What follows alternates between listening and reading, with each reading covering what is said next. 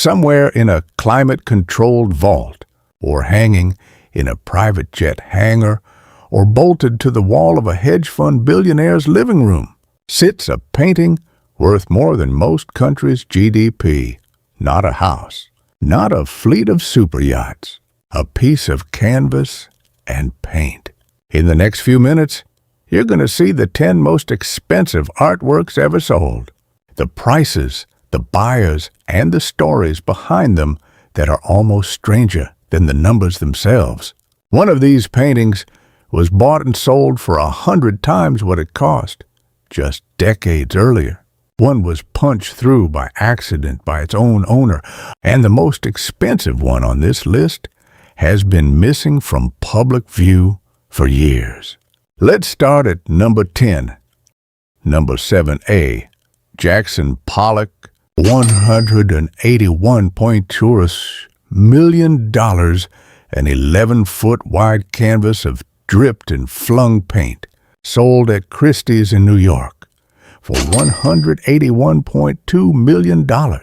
Jackson Pollock never used a brush the way you'd expect. He laid his canvases on the floor and worked around them, flicking and pouring paint from above. Critics called it chaos when it was new.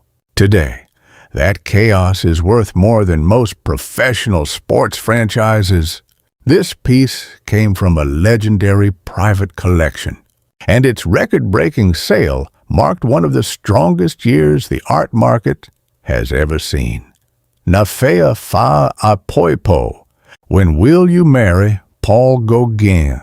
$210 million. Here's where the story gets messy. This Gauguin painting was first reported to have sold for $300 million, which would have made it the most expensive painting in history at the time. Then a lawsuit in London blew the whole thing open.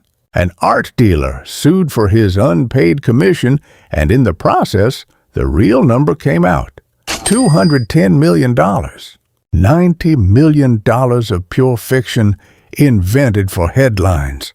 The buyer was the royal family of Qatar, who have quietly become one of the most powerful forces in the entire art world. Card players. Paul Cézanne, $250 million, a Greek shipping heir named George Empirikos, owned this painting for decades. Dealers came to him constantly. Offers climbed higher and higher as the art market inflated around him year after year, and he said no every single time. When he finally sold, the royal family of Qatar didn't negotiate. They didn't send in a dealer to haggle. They paid $250 million, full price, no back and forth, just to make sure it never slipped away to someone else. Number 17A, Jackson Pollock, $200 million. Pollock again, this time in a private sale, facilitated by Christie's rather than a public auction.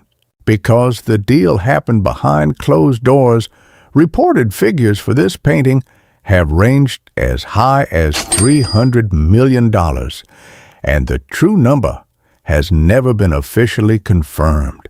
What we do know is that Pollock's market has become so hot that some of his biggest sales now happen entirely outside the auction room, away from public bidding wars and away from public scrutiny. Triptych, 1976, Francis Bacon, $142 million. 3 canvases, painted as one continuous work, depicting Bacon's greatest rival and closest friend. The panels were separated for 15 years, split apart and shown individually in different exhibitions around the world. When they finally came back together for auction at Christie's in 2013, it set the all-time auction record at that moment in history. Reuniting the triptych wasn't just a sale. It was the first time in over a decade the full work existed as Bacon originally intended it. Le Rêve, Pablo Picasso, $155 million. This one comes with the most infamous accident in modern art history. Casino mogul Steve Wynn owned the painting and had just agreed on a handshake to sell it to hedge fund manager Stephen Cohen for $139 million. Hours later, gesturing while telling a story to friends, Wynn put his own elbow straight through the canvas. A 6-inch tear right through a painting worth over $100 million. It took a $90,000 restoration to repair it. Cohen didn't walk away. Years later, in 2013, he bought it anyway, for even more than the original deal, $155 million. Interchange, Willem de Kooning, $300 million. In 1955, this painting reportedly sold for $4,000. In 2015, hedge fund billionaire Kenneth Griffin bought it, alongside a Jackson Pollock, in a single combined deal worth $500 million total for a reported $300 million just for this piece alone. That's not appreciation. That's a single canvas, increasing in value roughly 75,000 times over in 60 years. Griffin didn't lock it away either. He loaned it to the Art Institute of Chicago, where the public can still walk up and see it today. Portrait of Elizabeth Lederer. Gustav Klimt, $236.4 million, the most recent entry on this entire list. Sold at Sotheby's for $236.4 million. This Klimt portrait didn't just sell for a staggering sum. It reset what collectors believe the absolute top of the market can bear right now, in real time. Every other painting on this list is old news to the auction world. This one is still making headlines. Shot Sage Blue Maryland, Andy Warhol, $195 million.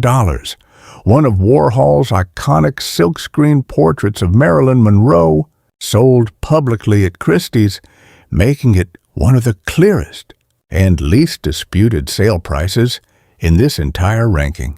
No lawsuits, no private whispers, no disputed figures, just a straight, public competitive auction that ended at $195 million, cementing Warhol as one of the most commercially powerful artists who has ever lived.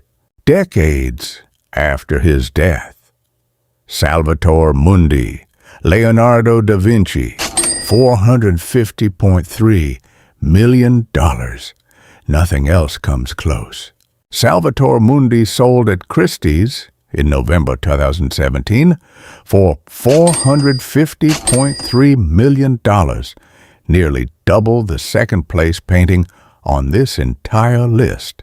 It depicts Christ as Savior of the world, painted in oil on a walnut panel barely bigger than a laptop screen, and the story behind it is almost unbelievable. For over a century, between 1763 and 1900, nobody knew where this painting was. It vanished from history. Then, in 2005, a small group of art dealers found it and bought it for around $10,000, believing it was just a damaged copy by one of Da Vinci's students. Careful restoration revealed something else entirely. Brushwork, technique, and detail that matched Leonardo himself. $10,000 became $450 million. It is, to this day, the single most expensive painting ever sold at public auction. And it's held that record for nearly 9 years, longer than almost anyone in the art world expected it to last. 10 paintings, over $2 billion combined, and almost every single one of them started as something ordinary, a rejected commission, A forgotten attic find. A splatter of paint on the studio floor. Before the art world decided, it was priceless. If this kind of thing fascinates you, subscribe, because next time we're going even further into the world money built.